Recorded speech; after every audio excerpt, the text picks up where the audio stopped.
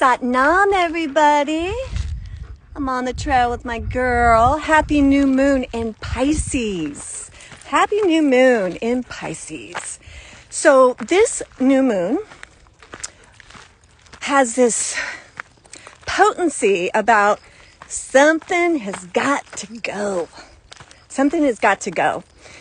So it's a beginning of that going. And you know, sometimes we lose patience with ourselves, right? Sometimes we know we've been working on a habit, a thought form, or it can be big, leaving somebody or leaving a job or saying yes to the job. Whether it's big or small, we often don't get it in the first attempt. Sometimes we don't get it in the 30th attempt, especially with those really ingrained thought forms and ways of doing things that even when we realize, oh gosh, this is not productive, it's not even true anymore, why am I carrying on this way? And yet there it is. Oh, I need to take my glasses back. So patience pays is the biggest thing. And this new moon is about using your soul, knowing your soul wants to divinely connect to the one, to the Supreme Mother and Father, right? To the light that created us and sent us here. That's our secret power today, because it's Pisces. Pisces is we talk about religion. Well, when did religion really religion? There was always spiritual paths and techniques and building temples to Venus and the moon, but religion was really an outpour of the Pisces energy when we were in the age of Pisces. So that's from 30 AD till now, right? So it's a big deal. It's what Pisces does. So for you today, it's about what's going on with me, and can I connect my sweetheart and soul to a power greater than myself and start inching my way towards real change. Real change. Sometimes, we get on Instagram, those of us that are coaches or brand experts or whatever, and we say, this is who I am and this is what I stand for. And while that may be true, it's true, there's also more to it than that, isn't there? We wobble. So let us be kind to one another. Okay? About, throwing the gauntlet down. Sometimes we throw the gauntlet down publicly because there is so much change or momentum going that way. But what we may still wobble. And to have room for the wobble, to have room for the going back to the old way. Sometimes I feel this a lot with my spiritual practice. In my best, I'm up at 5, sadhana first thing, trail walk, do my day, and then a sadhana in the evening. But there are times when maybe only one of them happens, and there are times when none of that happens. And I used to really shame myself about that. Like, oh, well, you're a spiritual teacher, you should never not do your sadhana. It's not as though in those times I'm not connected to God. I have a good friend, Mahan Satsiti, and we were laughing. It's like, yeah, you know what? I'm just really enjoying the shit show right now. I mean, and that's a thing, right? Sometimes we do kind of break down and we get sad and we let some things go that we know are helpful and we wallow a little bit, only to find there comes a point when we miss it and we gather it back. And I'll tell you this, every time you return to your sadhana, every time you return to the things that heal you, it amps up. There's a little more brightness. There's a little more clarity. Whoops, I want to wave to somebody. And so it's worth it. So in this new moon, if there's something that you have been missing the mark with, and you're like, oh God, I don't even want to say that I'm done with this, because how many times, love yourself, okay? Forgive yourself. You want it. You know it's good for you. You've had a hard time maintaining it. Okay. But ask again. And who are you asking? Your soul's got it. Your heart and soul is aligned, and it's like, okay, let's do it. The ego, the personality, the body has habits and cravings that may take some time to really overcome. And I would like to even say most people don't do anything perfectly. You know, I've had a few students like, never miss a sadhana, never do a da-da. But you can easily see with these people sometimes that there's a different problem going on. Like they might be too perfectionistic. They might be almost OCD about staying perfect. You ever meet those kind of people? So their healing is about being able to relax, right? So back to us, back to the ones that fuck it up regularly.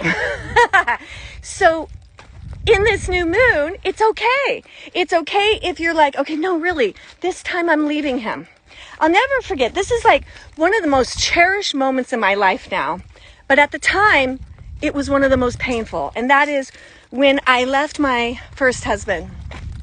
Everybody had seen me leave him probably 20 times.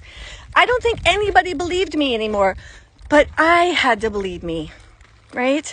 I had to believe in me and do what I needed, right? And I did it again and again and again until finally I meant it.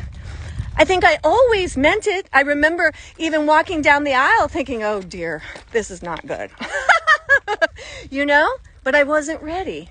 I wanted to be right. I wanted to get my way. I wasn't actually present. I wasn't there. I wasn't being honest with myself about who I was and who he was. So then, over time, it became excruciatingly painful to be together. And I'm the bigger energy in that. Even though he was 10 years older, I was the one that had the scruples to do the right thing. I kept wishing it would have been him, but it wasn't gonna be. So, that final time was on a new moon in Cancer, actually. And I took just a few things, threw it out the window. My sister was there, and we left. And that was a big deal because it was my apartment. All my stuff was in there because I'd already left him, and then he got back into my life. Anyway, I knew I cannot stay and argue about him leaving or my stuff. I mattered most. And when I was done, I was done. So I tell you this story because what it led to was the opening of my spiritual path, the dedication to my heart, the calling in of the most amazing man that I am still married today.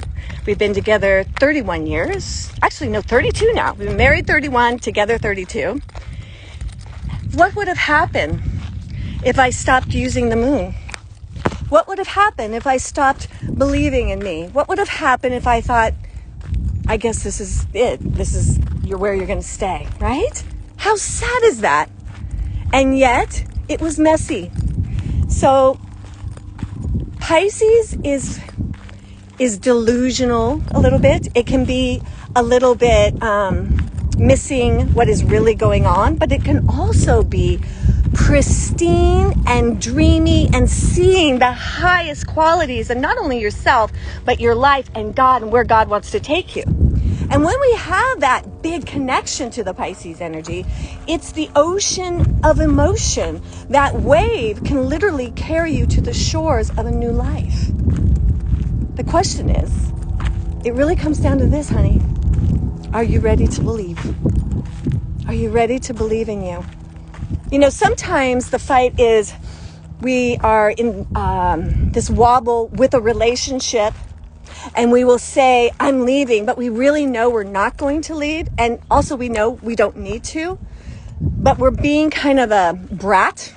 We haven't adjusted the ego to be in agreement with what the soul knows is correct. So what I mean is, it could be that you are with somebody sometimes that there is some personality challenges, and this person's got your back.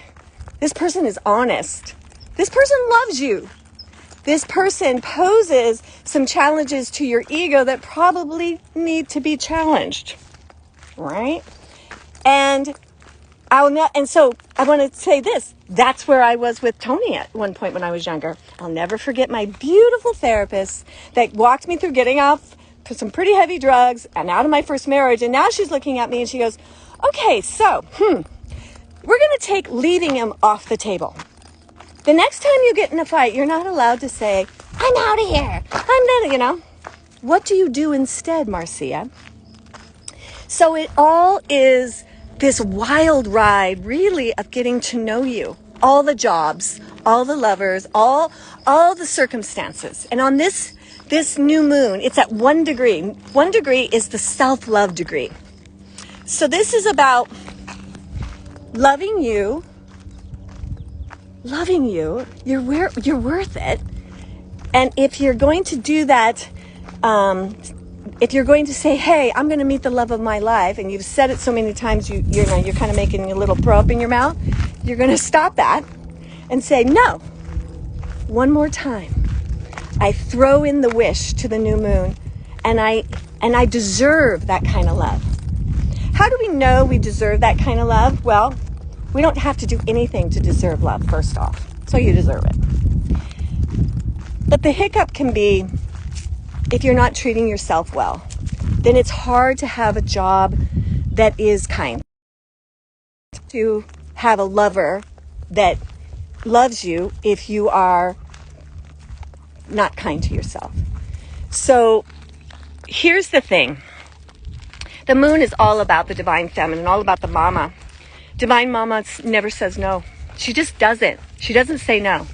She does say, wait. And when she's saying wait, it's because she knows, it's like, if I give you a lover now, you're so screwed up in your head, you'll just scare him away. So it's like, wait, I want you to do this. Maybe she wants you to move out of a toxic living situation. Maybe clean up your diet because it's making you more emotional than you need to be. There's an order in which things should be done. And mama knows. Or it could be she's saying, I've got a better idea. You could be, I'll never forget, just before I met my husband, I had this boyfriend, and I would beg to divine mom, he needs to really see me and, love me back. Mike is the one I want. Well, he didn't, right? So divine mom was saying, I've got a better idea. So always with the new moon ritual, you want to, this or something better. This is what I'm drawing in. This is the seed I'm planting. Or better. You know best, mama. And she does. I love you so much. So much. We'll be, I'm doing new moon readings, but also it's really more the Pisces season. So if you want to know the cosmic energetics right now and how they're affecting your chart, I'm doing mini readings for $25. So I'll put that in the comments. And what you can do is send me your birth date and I will make a recording and send it to you. I love doing this. Also, my class on Wednesday night at 6:30 and Saturday morning will be about the Pisces energy and how we can work with it for the next 28 days to get closer to the one, to get closer to the divine Ma and Pa. Sat Nam, I love you so much. Have the most beautiful day.